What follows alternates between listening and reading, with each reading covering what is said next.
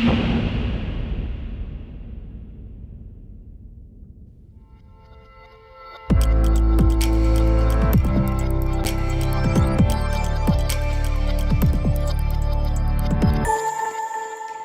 Vincent Carroll, welcome to the Iconoclast One-to-One. Thank you very much. So, Vincent, you are a medically trained doctor. You're a medical doctor. You also have diplomas in child health and obstetrics. You've studied epidemiology. You have a master's degree in public health. You're a member of the Royal Society of Tropical Medicine. You're also a member of the British Medical Acupuncture Association. And you've also been the former chairman of ARC Cancer Support Group. That's a pretty impressive list of qualifications and experience. And what we would like to talk about today is actually the axis of influence that has been operating in this crisis since March 2020. And it appears to include NPHET, which is the National Public Health Emergency Team. Is that right? Yes, indeed. The government, both the elected officials that we see and also the permanent politicians who are in the government, the HSE, including all the doctors and the scientists that support that service, and mainstream media. So let's start with NPHET. What are your opinions on how NPHET have actually handled the pandemic since March 2020? Well, I think they've handled it very, very poorly indeed. I mean, not only have they handled it very poorly, as I believe now that it's been handled very dangerously. And the reason why I'm saying that, and I have to be careful when I use words like this, is poorly because the advice given hasn't changed with modern scientific thinking. So, for example, at the very, very beginning, I mean, NPHET, it was a new virus. We didn't know very much about it. We were all thinking back to 1918 and Spanish flu and all of that, and we had to be very much on high alert. But it became very obvious fairly quickly on that it was a virus that mainly affected people with significant comorbidities, and that for the most part younger people did not tend to be affected, at least at a clinical level. Now there are exceptions to every rule, and of course many younger people also can have comorbidities, although not many. But it was very much a disease affecting people who already were very seriously ill. So they ended up in hospital, they ended up in intensive care, but there were relatively small numbers at that time. Now it also became apparent that a lot of people were discouraged from going to their family doctors for checking out, or to casualty departments, for example, for its signs and symptoms that could indicate the presence of a carcinoma, that could indicate the presence of cardiovascular health. And people who were like that, for the most part, failed to attend or attend relatively late, and that's all documented. So in other words, you have a trade-off here. You have people, perhaps you have the entire focus on defeating a virus, but is at the expense of every other aspect of human health. Now, that's not a healthy way of doing things. That, in effect, means that while some lives theoretically can be saved by hospitalization, by identification, by testing, on the other hand, you have large numbers of people who have failed to present with early signs and symptoms and who later went on to die of these various illnesses, mainly cancers and cardiovascular health, quite apart from mental health as well, and that's often the bit that's neglected. So in other words, we had a very, very narrow focus. And the reason why we had a very narrow focus was because NPHET itself is very, very narrow. NPHET, for example, doesn't contain experts in cancer treatment, experts in cardiovascular health. It doesn't contain experts, for example, pediatricians or developmental psychologists, and they would have been very helpful with the whole masking issue. So nobody is with knowledge, with these specific and essential bits of knowledge, are part of NPHET. NPHET is too narrow, it's not fit for purpose, and I'm amazed it's still around. It ought to be abolished at this stage. So if they don't have the expertise, was the expertise available in Ireland? Do we have those, world-class experts that could have come in and been advising? Indeed, we have. Absolutely. Where are they? Well, they're not on NPHET, and there lies the problem. And they have not been consulted, and their opinions have not been sought. For example, in the most recent controversy involving masking of young children, which I think is utterly unnecessary, it is absurd, and I've no difficulty in saying it's cruel. But nonetheless, the opinions of developmental psychologists and pediatricians were not sought out.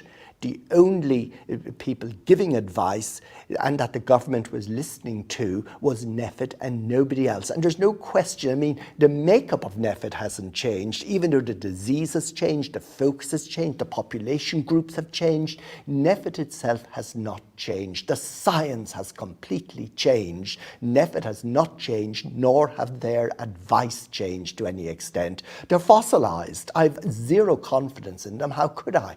Life has moved on, science has moved on, but NPHET has not moved on, and the advice they're giving now is outdated, it's limited, and because it affects other aspects of human life, it is dangerous.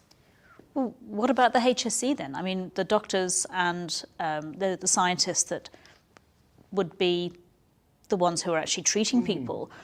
What do they have to say about this? And where are they? They haven't said very much, and this is the most extraordinary thing about the whole area of I suppose, COVID.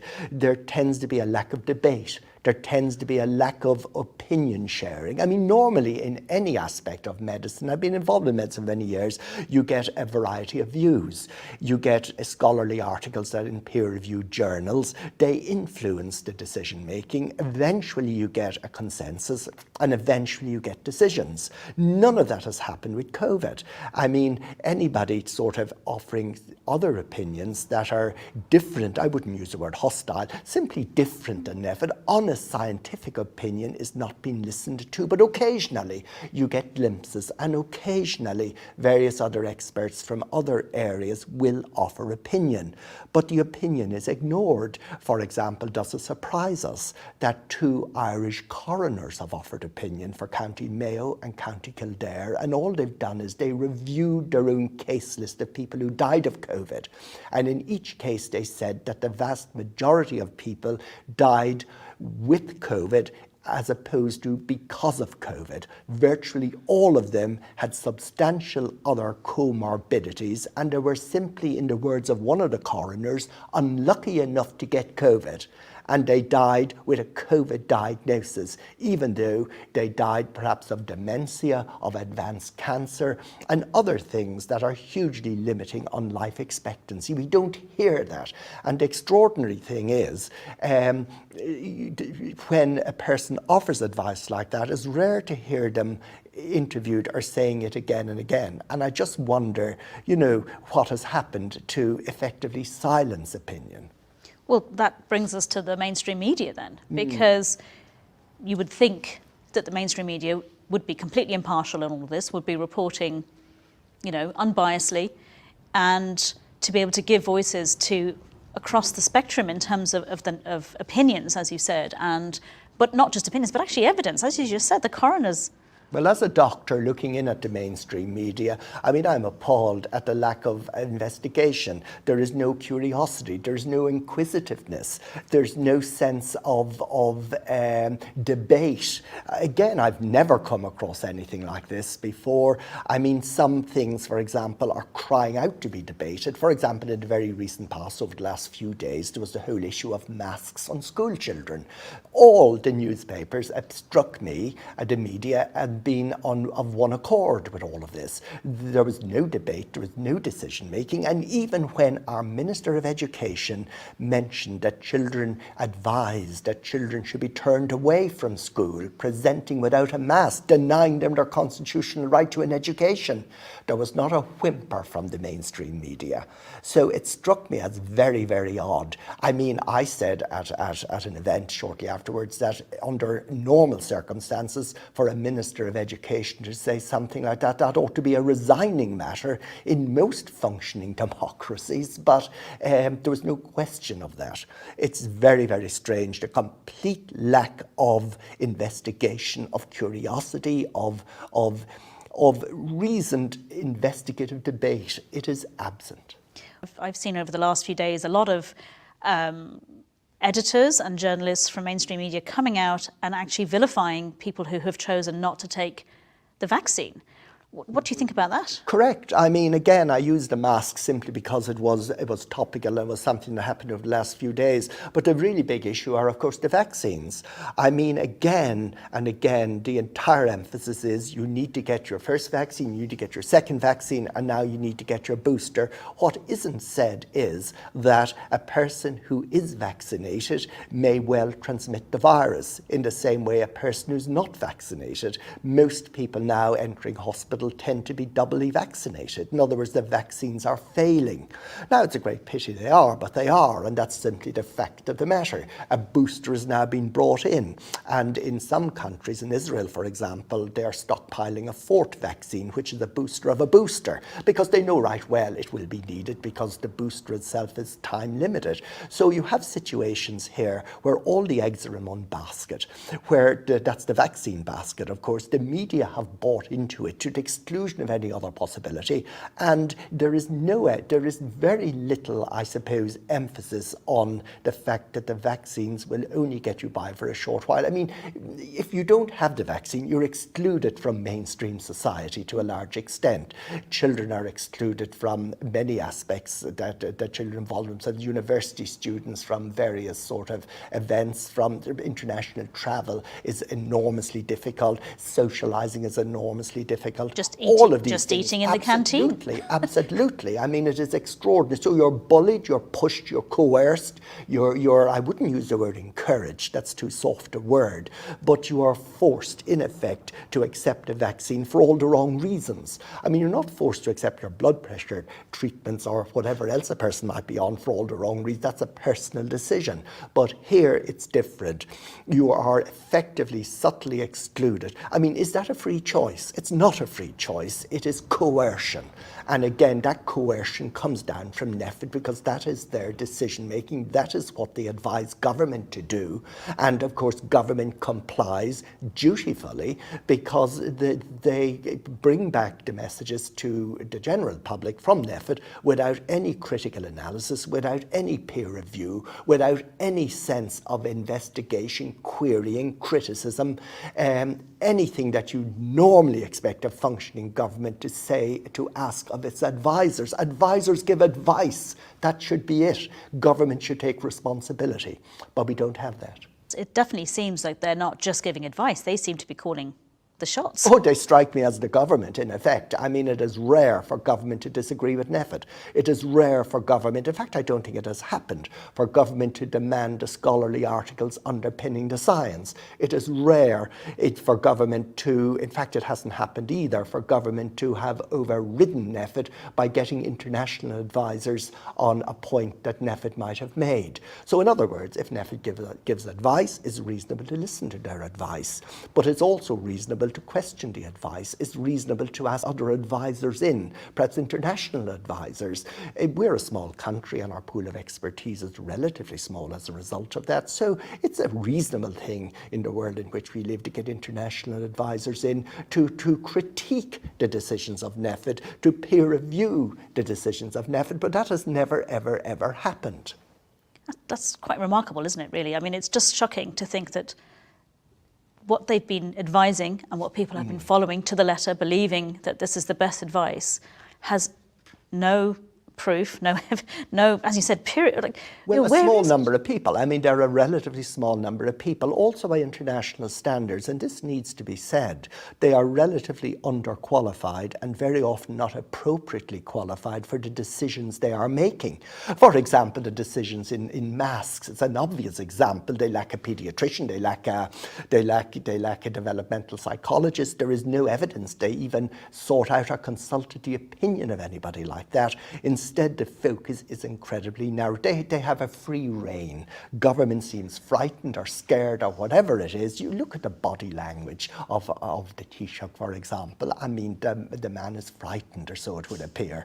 And he transmits or runs the messages from NPHET to the general public without any sense of critique, without any sense of review, without any sense of editing, any sense of questioning. It is a remarkable decision. situation. I mean, I personally never voted for NPHET, but from my point of view, they are effectively the government, and not only the government regarding health, because health branches out into economics, into socialization, into all sorts of other areas, into our relationship internationally, travel, whatever else. It is the pivot of a lot of other things. And as you just said, the whole idea about the economy, there's no economist on there to talk about the impact.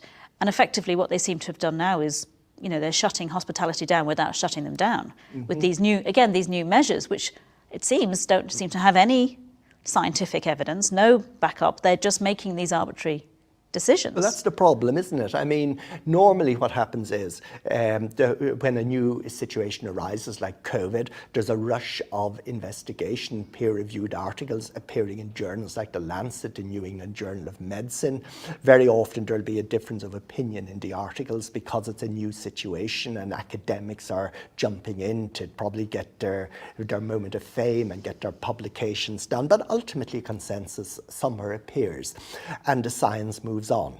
But NPHET have not moved on with the science. For example, it's now shown that if you lock down people or grossly interfere with their general lives, their economic lives, their social lives, you damage their mental health. You discourage them referring themselves to hospitals for the signs and symptoms of serious illness, be it cancer, be it cardiovascular disease. And as long ago as last, I think, May, was it the month of May, the Irish Cancer Society offered a submission to the Oireachtas, the Irish Parliament, in which it said that there were huge delays on e-referrals by GPs to specialists in cancer care.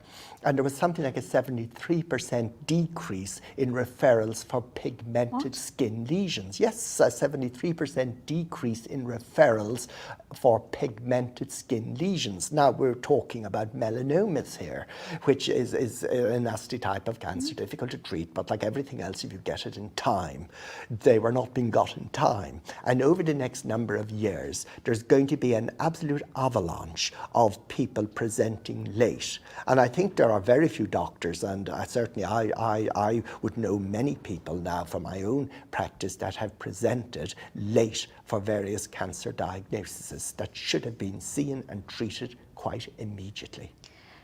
So one of the bases of medicine is early detection, early treatment.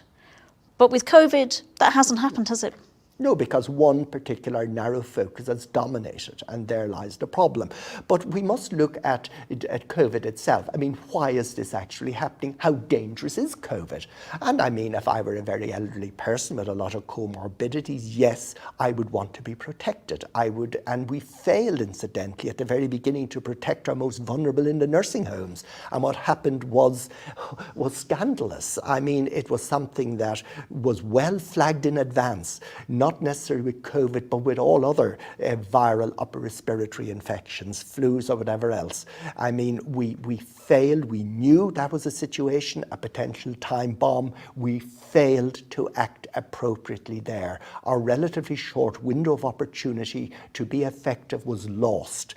And there was a major death toll in that particular segment of society. But for younger people, for people who are fit, for people who do not have comorbidities, for older people who look after their health, of which so many do, people into their 70s and 80s who look after their health, generally speaking, without comorbidities, the outcome was very, very good in the vast majority of cases. And that the odd thing about it is the age of death from COVID in Ireland is slightly higher than the average age of death for the general population. That is by a few months. Now, I'm not going to dwell upon that statistic, but what I'm really saying is that COVID is not a disease that has a mortality on people who lack comorbidities and who are not near their end of life.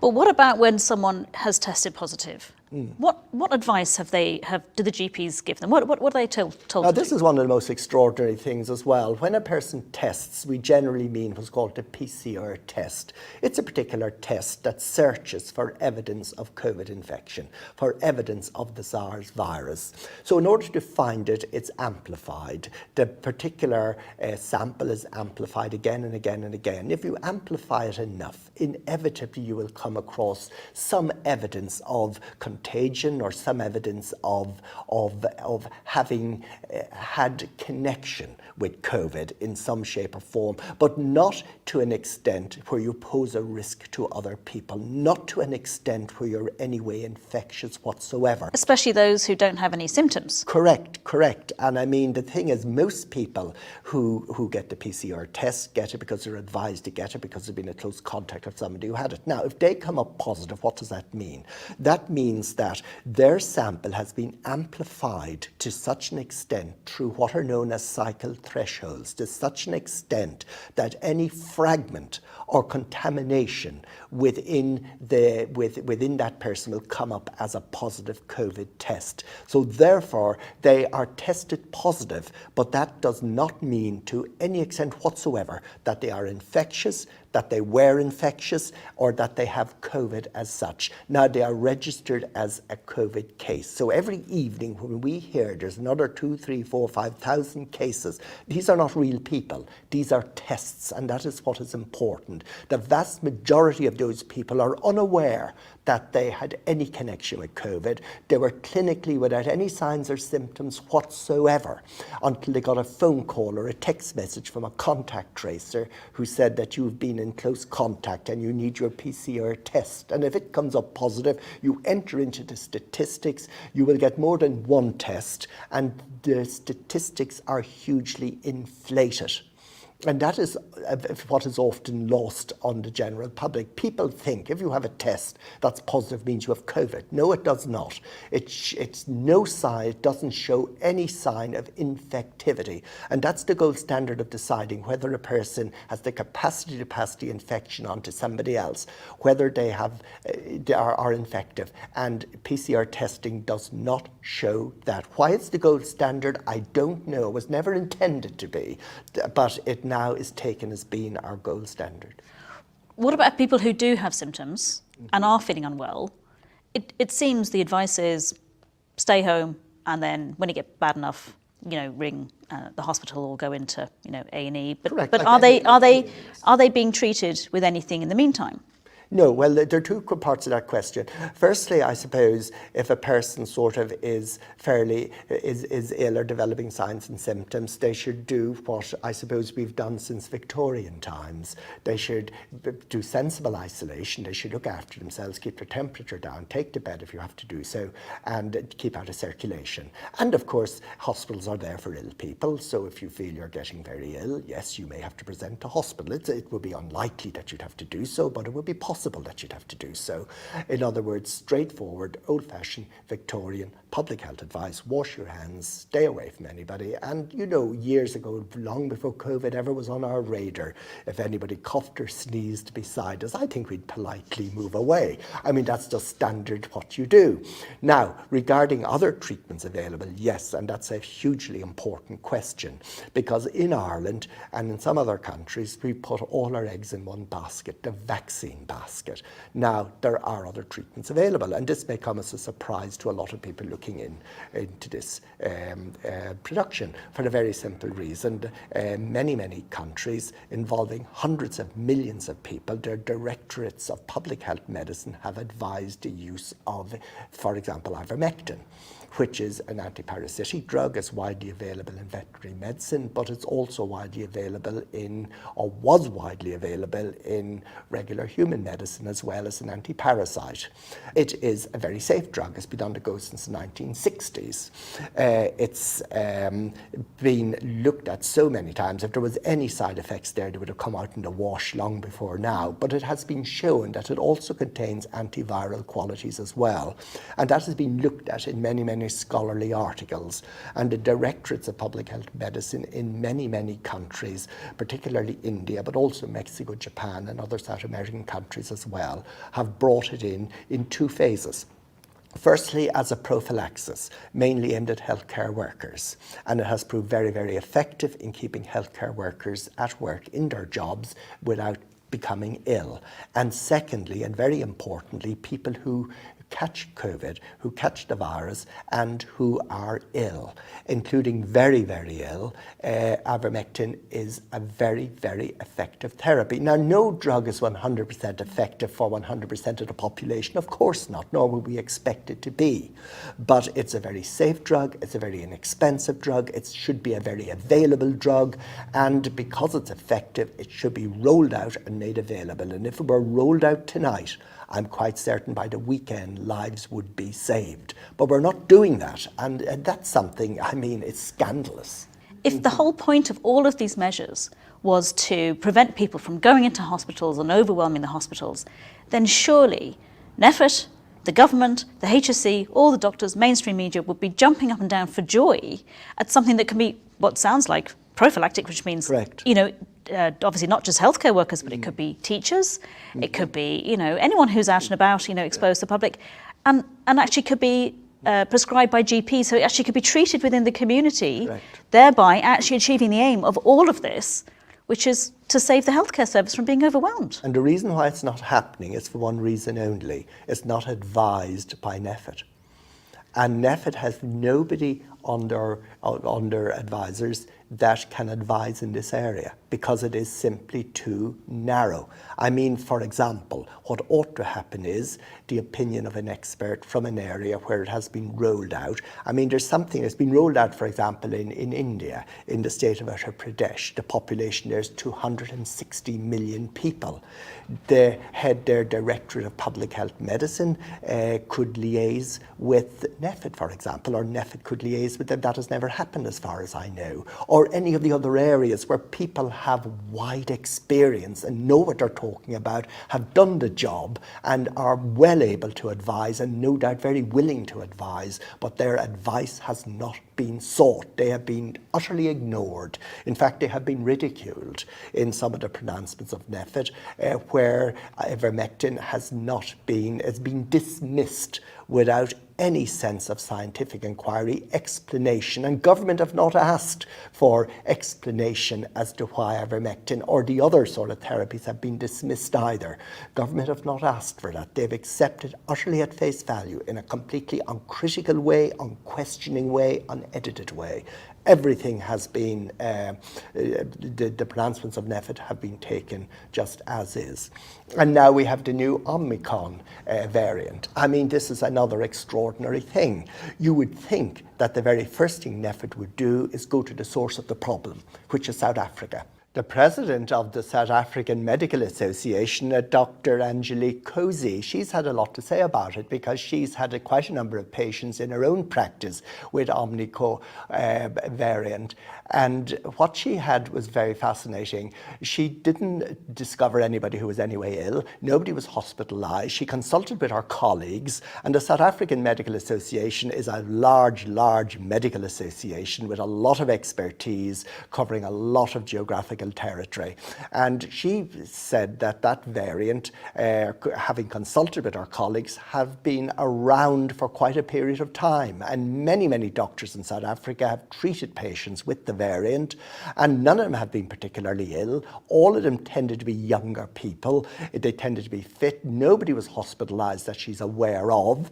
And speaking on behalf of the South African Medical Association, she said that she was very surprised at the knee-jerk reaction that has been brought in some European countries. Particularly, she was referring to the United Kingdom, particularly on banning travel between South Africa and Great Britain. She feels that it's not a threat, that the variant is something that they've learned to live with, that is not particularly virulent, and that there is no justification whatsoever, at least in South Africa, for any forms of lockdown, any forms of interference in public life, let alone draconian interference in public life. She's very adamant on that point, but we should have consulted the South African Medical Association. To the best of my knowledge, NPHET or nobody in authority in Ireland has done so. They're the experts. They've treated the cases. They have an abundance of cases, so they have an abundance of expertise. But as far as I'm aware, we have not consulted them. Now that would be the obvious thing to do. Why have we not consulted them? Is it a mixture of arrogance and perhaps a belief, and I suppose unbounded amount of self-belief in yourself? I mean, normally you consult experts, you consult people who have been there before. We don't seem to have done that. And then there's the whole area of the vaccine passports as well. Talk about science as well, simply because, I mean, now with the new variant coming, there will be probably more cases, at least cases at PCR level, and that will bring the vaccine passports into focus. A very interesting thing happened in Ireland very recently involving the Rotunda Hospital. They brought in a law, it was rather ill-advised, or a recommendation, that on a certain date, I think it was 1st of December, that people presenting to the hospitals in support of their partners who are due to give birth will have to have the COVID pass. So it caused quite an amount of, I suppose, lashback from the general public. There was a rally that I was privileged to speak at, there was a petition, and now, to their credit, the Rotunda Hospital have re-examined the science and discovered the science wasn't there and have completely rowed back. And while they are still recommending people get vaccinated, nonetheless, people who are vaccinated and unvaccinated have equal access into the hospital and to the wards. And the reason for that is the science tells us that if two people present to the front hall, one vaccinated and one not, or two people present to the restaurant, one vaccinated, one not, either has an equal risk of being infected, each of them have an equal risk of transmitting the virus inside, each of them have an equal possibility of being subclinical. So in other words, the vaccine passport provides no useful deterrent or no useful way of noting who is a risk and who is not a risk. It is of no value. And in fairness, the Rotunda noted that and withdrew that recommendation that they had. They listened to the science. So if the science, the real science, the evidence, the real world evidence was actually looked at, it's likely that every single measure that NPHET has been recommending actually could be done away with. Completely, I completely agree with you. And that has not happened. And it's not happened because nobody has been critical. Nobody has simply asked, produce the evidence, show the scholarly articles, show where your information comes from. And ultimately that should be from government. I mean, government they could abolish NPHET. I mean, I say abolish NPHET. NPHET have caused damage. NPHET are dangerous. NPHET are not moving with the science. NPHET are giving advice based on out-of-date medicine, out-of-date science, bogus science, if you like, where there is no, I suppose, no sense of you can have no confidence in it. And we need medics that we can have confidence in. NPHET have served this country very poorly. They're now serving it very dangerously, and the time has come for NPHET to be abolished. That time is long gone. NPHET should be abolished immediately. So what can the ordinary person do? What can they do now with this situation? Oh, first of all, we should all follow ordinary Victorian public health advice. Absolutely. Hand washing and a little bit of social distancing. And, you know, if we're ill, obviously we exclude ourselves from other people. That's normal common sense. We do that with upper respiratory infections, the flu and all of that. And that's what people should do. But on a broader level, how does one tackle NPHET? Well, ultimately it's a political, ultimately it's a governmental issue. I mean, I don't think we have a functioning democracy in this country. We have no real debate. We don't have a government that is governing. It's a government that's responding to fear rather than giving any strength to any government. We don't have that. And I don't know what the solution ultimately is. I mean, it's in the hands of people. People vote these people in and people can vote these people out. But again, I mean, who's to replace them? And there lies a major difficulty, a major problem. This is not what I'm giving advice on. I can't. I can simply stick to the medical aspects of things, and the advice we're getting from NPHET is wrong and it's dangerous and it needs to stop now because it is costing lives. So it seems there's two things that are misplaced: trust in the government and NPHET, and anger against those who've chosen not to take the vaccine. And perhaps it's time to have those switched around. Well, people are being set against people. I mean, it is unhealthy for society. It's bad for our nation, where people who are vaccinated are set against the unvaccinated. This is not the Ireland that it ought to be. I mean, it is a complete different way of living and different way of behaving. People are reporting on each other. People are questioning each other. It is unhealthy for society. And that's another whole area, which, I mean, there's no sociologist in NPHET. There's nobody in NPHET except the people who always were on NPHET. And the science has moved on, and they are fossilized, and they have not. And that's why they ought to go. We're being very poorly served by NPHET and very poorly served by a subservient government to NPHET. Dr. Vincent Carroll, thank you so much for being here today. Thank you very much. My absolute pleasure.